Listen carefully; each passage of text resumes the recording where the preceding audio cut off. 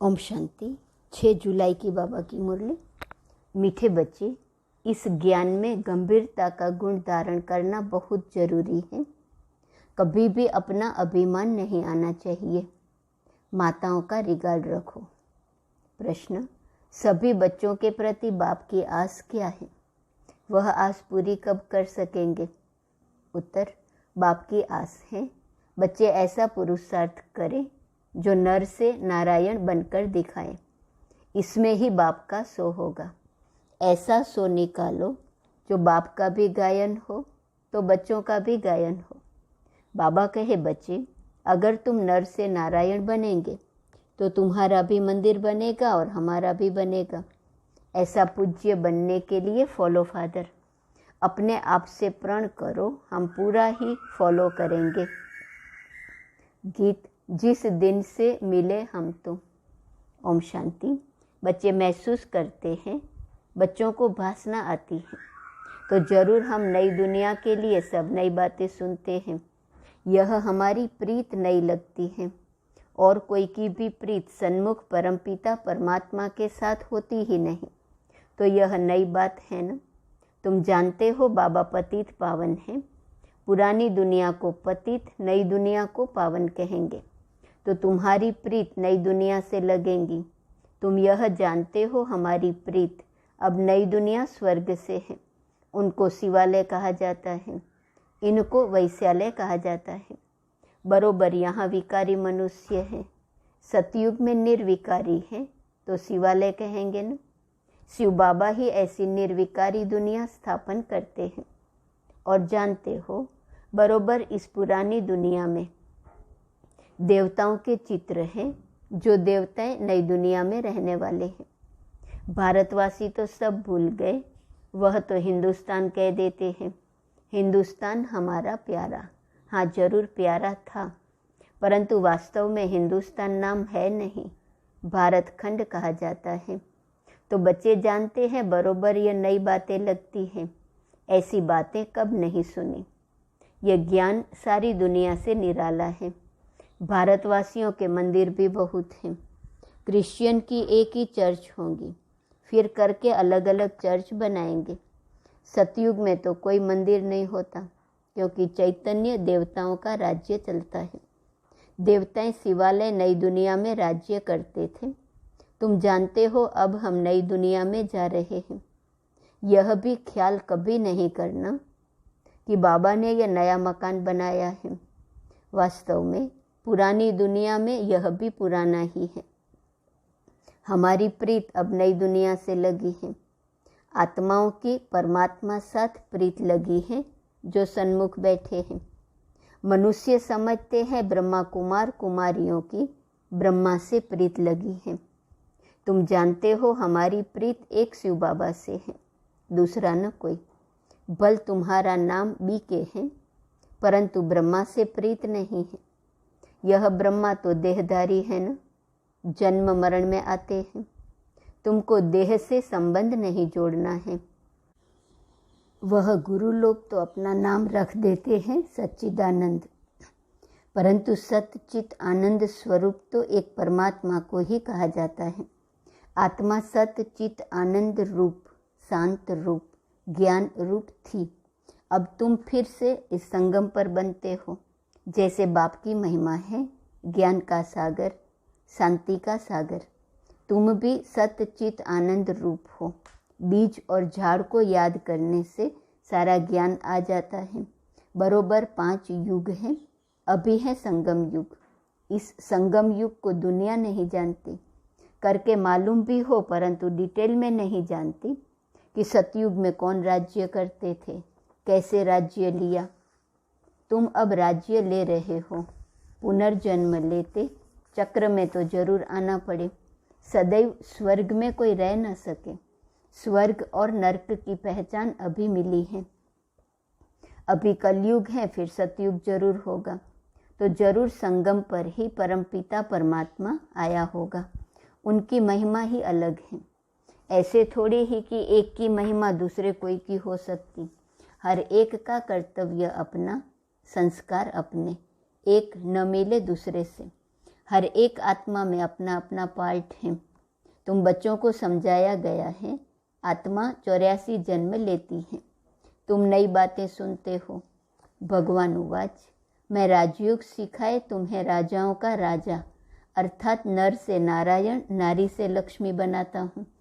बाबा पूछते भी हैं, तुम सूर्यवंशी नारायण बनेंगे या चंद्रवंशी राम बनेंगे? कहते हैं बाबा एम ऑब्जेक्ट तो सूर्यवंशी बनने की है। नंबरवार तो होते हैं ना। बैरिस्टर कोई बहुत अच्छा, कोई हल्का होता है। कोई सर्जन तो लाखों रुपया कमाते, कोई बहुत थोड़ा कमाते। पढ़ाई पर मदार रहता है। तुम्हारे में भी कोई तो बहुत कमाई वाले बनेंगे, तख्त पर बैठेंगे।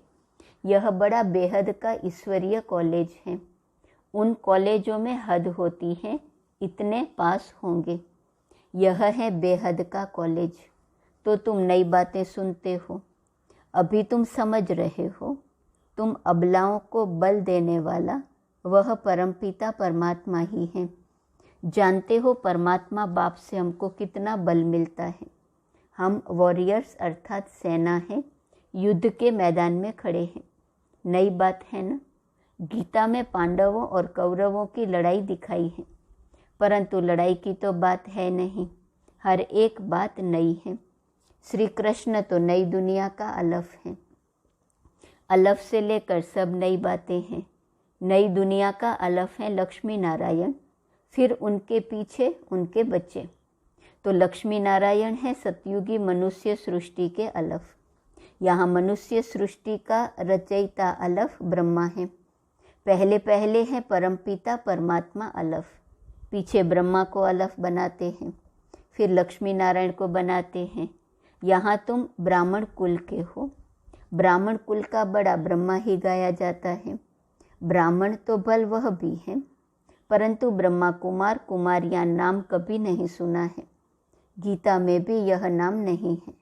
तो नई बात है ना। भारत को हिंदुस्तान कहने कारण हिंदू धर्म कह देते हैं।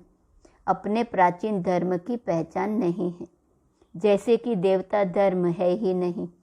अपने धर्म को न जानने कारण कहते हैं सब धर्म एक ही है। बल सब धर्म यहाँ रह सकते हैं, जिसको चाहे सो रहे, फ्री है। सभी धर्मों को मान देते हैं। कोई भी धर्म वाला आकर रह सकता है।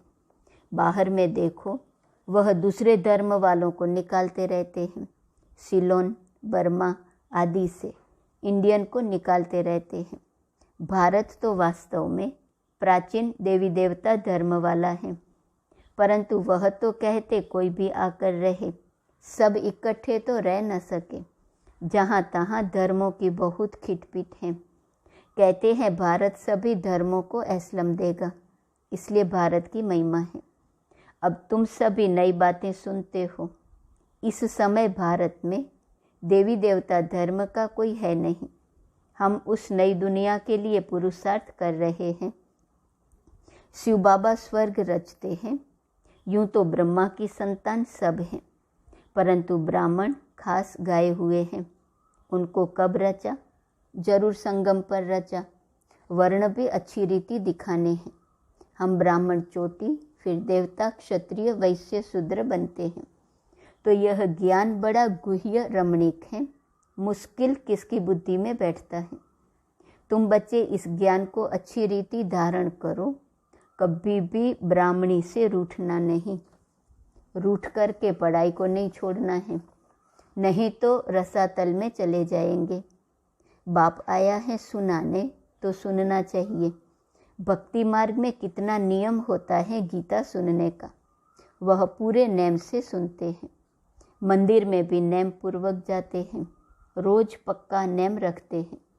तुम्हारा नेम तो बड़ा कड़ा है। एक घड़ी आधी घड़ी फिर बढ़ाते रहना है। बाबा को याद करने से बुद्धि का ताला खुलेगा। विचार सागर मंथन कोई शिव बाबा नहीं करते हैं। उनको दरकार ही नहीं विचार सागर मंथन करने की। तुमको दरकार रहती है। किसको कैसे समझाएं। तो कभी भी रूठना नहीं चाहिए। एक दो का रिगार्ड रखना चाहिए। कई बच्चों को महारथियों का रिगार्ड रखना आता नहीं। ब्राह्मणियाँ जो हैं वह फिर भी मुख्य हैं। 10-12 को आप समान तो बनाती हैं ना, तो उनका रिगार्ड रखना पड़े। तुम जैसे कि शिव बाबा के एजेंट हो। सभी एजेंट्स एक जैसे तो नहीं होते हैं, नंबरवार होते हैं, फिर भी एजेंट्स तो हैं ना। कोई तो बहुत अच्छी रीति धारणा करते हैं, रात दिन सर्विस में तत्पर रहते हैं। शिव बाबा भी यहाँ सर्विस पर आए हैं ना। बाबा कहते हैं मैं डबल काम करता हूँ, भक्तों की भी सर्विस करता हूँ। तुम जानते हो सारी दुनिया में साक्षात्कार कराने का कर्तव्य कौन करते हैं? बल ड्रामा में सब पहले से नूंद हैं, उसी समय साक्षात्कार होता है। समझते हैं गॉड फादर ने दिव्य दृष्टि से साक्षात्कार कराया। जहाँ तहाँ साक्षात्कार होते हैं। यह साक्षात्कार भी ड्रामा में नूंद है। इसमें बड़ी विशाल बुद्धि चाहिए। यह है नई बातें। सृष्टि का चक्र बुद्धि में फिरना चाहिए। कोई कोई का यह स्वदर्शन चक्र अच्छा तीखा फिरता है, कोई का कम। तुम स्वदर्शन चक्रधारी हो। सर्विस के लिए बुद्धि चलती रहेंगी नंबरवार। कोई का तो स्वदर्शन चक्र फिरता ही नहीं।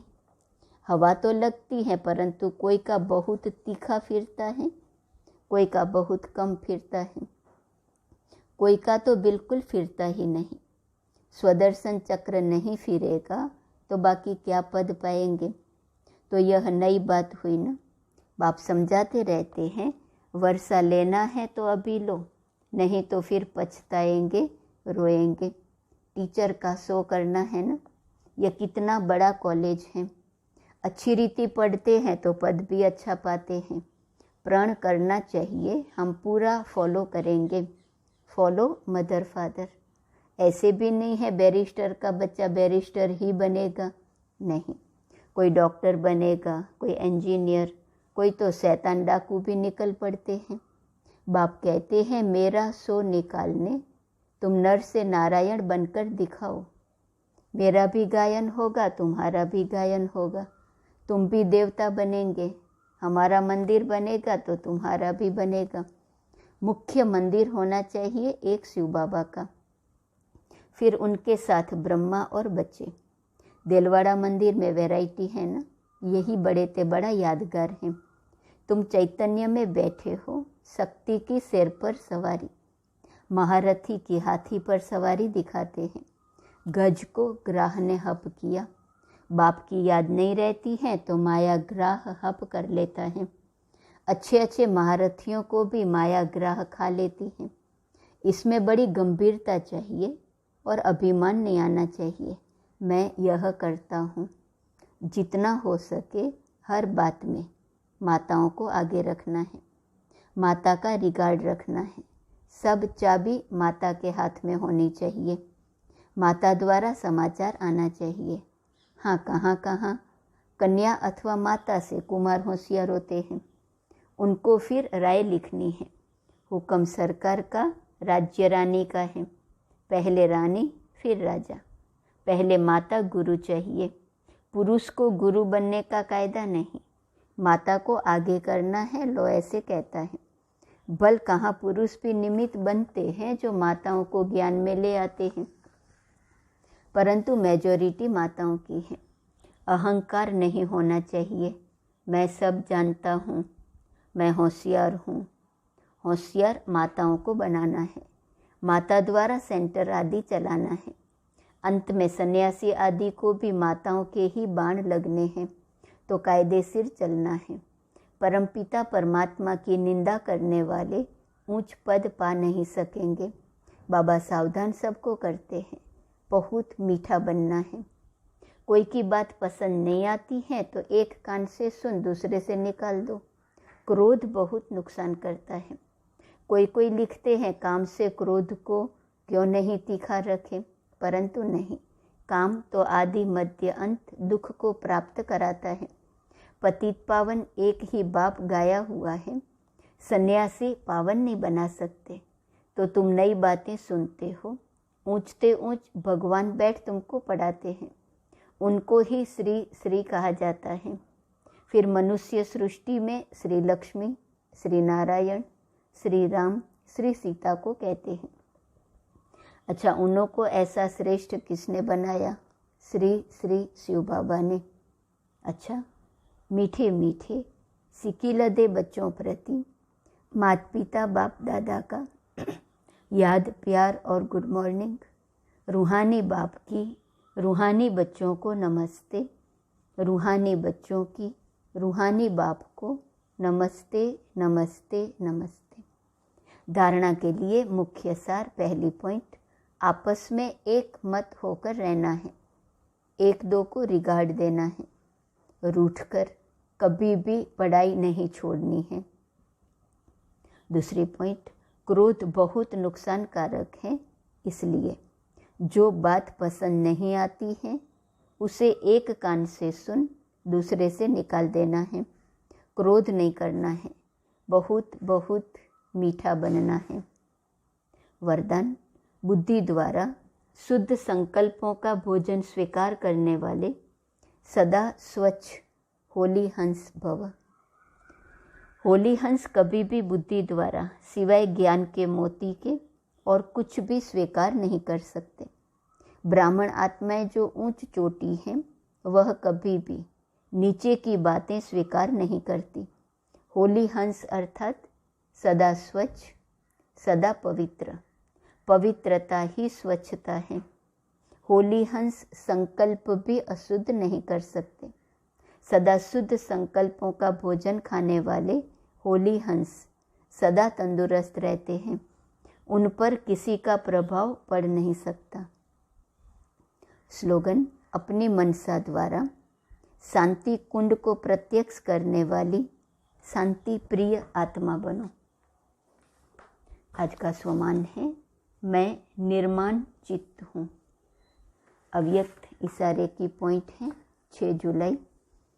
निर्माण चित्त आत्माएं कारण व समस्या को पॉजिटिव समाधान बनाएंगी।